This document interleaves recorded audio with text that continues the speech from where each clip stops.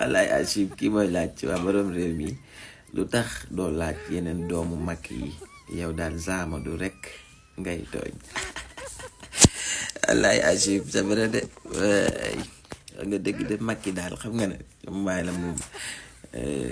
xatu nag ak Ibrahima noonu la kay mooy yeneen doomu mag yi. alaay Achib xam nga man damaa mën a tooñ daal te ñooñu moom ay gone lañ et je m'abstiens de dire quoi que ce soit boo xam ne buñ demee ci école yeeg fi ñuy jàngee ak seen bërëbu liggéeyukaay yi dinañ leen ci mën di tooñ ak yooyu xam nga loolu body shaming daa bëri ci réew mi te bu ma doon wax ci ñoom it li may wax ci Zamadou rek laay wax te ñoom xam nga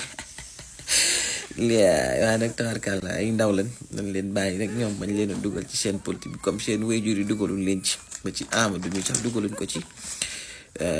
Et on parle de politique, c'est pourquoi on s'abstient de dire quoi que ce soit à leur sujet. Amadou nag moom pour ma koy tudd c'est pour juste pimenter la chose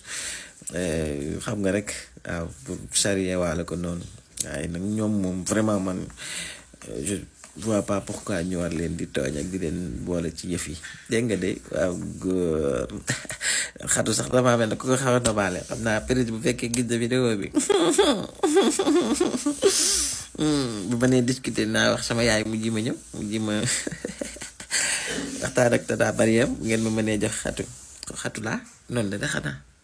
ma man ko denc soxna amaguma daal bu dee mat na balaa ñu may jël si bu dee mat na nga dimbali ma ci dégg nga de waaw góor. alaay Achib gone gi moo xoolal bu rek